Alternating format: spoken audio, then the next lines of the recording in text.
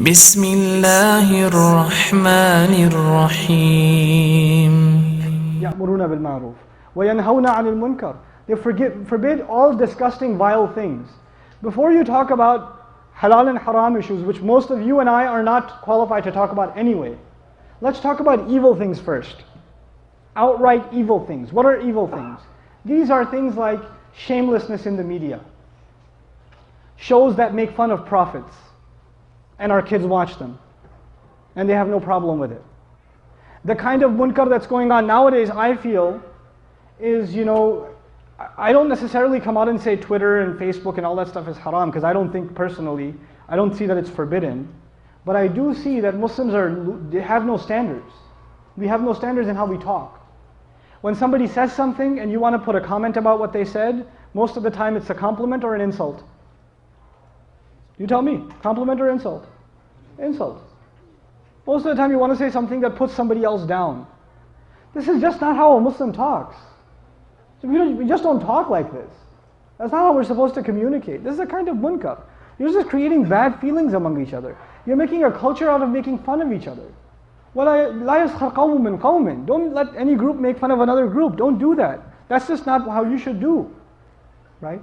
Another munkar is just how much we're allowing our standards to drop in what we watch on TV and what we watch in movies. We allow ourselves to say it's only PG-13. It's only R, but it's only got one bad scene. Everything else is fine. Did you see the special effects? I mean, who of you is going to go on Judgment Day? You're being interrogated about the movie and say, did you see the special effects though? It's amazing. No, at that point it's not worth it. Stop making excuses. Stop making excuses. And one of Shaytaan's jobs is to make bad deeds no big deal. So when somebody says, that's a really bad idea, the first thing Shaytaan will put in your head is, come on man, lighten up. Relax. Everything's haram for you. Live a little. You won't be saying that later on. You'll be saying that now. This is the essential message of Quran. وَيَأْمُرُونَ بِالْمَعْرُوفِ وَيَنْهَوْنَ عَنِ الْمُنْكَرِ وَأُولَٰئِكَ هُمُ الْمُفْلِحُونَ. And those are the ones that are truly successful. The rest of my conversation with you guys will be about this ayah and how we can create a culture around this ayah within the Muslim community, within every single masjid in the country, within Houston, within the city of Houston, inshallah ta'ala, and how we can become a part of that, of implementing these 3 steps starting at the masjid. This session I want to conclude with the following statement that will give a rise to the next section, the next conversation I want to have with you as a result of this. What I want to share with you is the most important agenda of Muslims in this country is to raise a good family. We have no other agenda than that one. To be the best husband we can be, to be the best wives we can be, to be the best mothers and fathers we can be, to raise the best sons and daughters we can raise. And to be the best sons and daughters we can be. This is our number one agenda. There's no other agenda. The institution of family is under attack. It's being destroyed. It's caving in from the inside, and we have to protect it.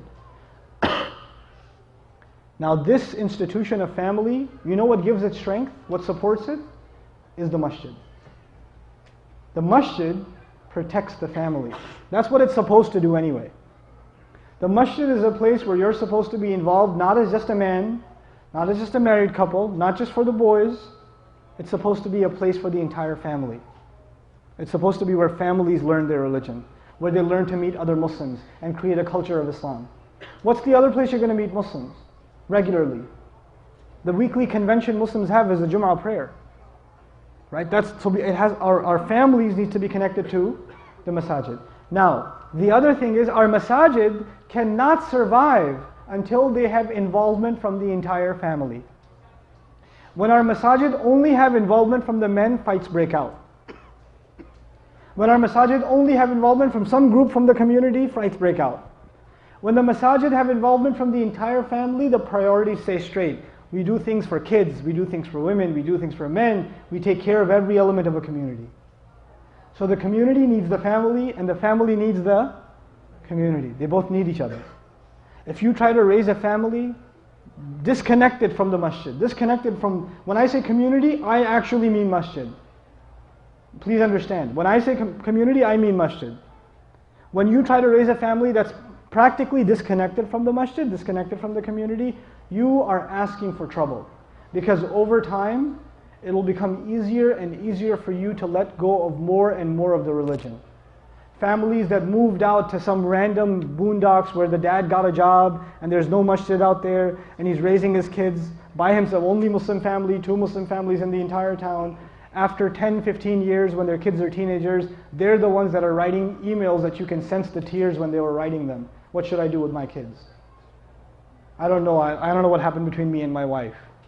Because there was no community. So the family started falling apart. We need each other. You know, the communities in Texas have a huge advantage. We really do. We have a huge advantage. I come from New York. We don't have that kind of advantage, I'm telling you. Most communities, we don't have that advantage. We have an immense advantage here. We have the opportunity, we have all the ingredients, we got to use them though. We got to put them together now. It's not, we're just getting started.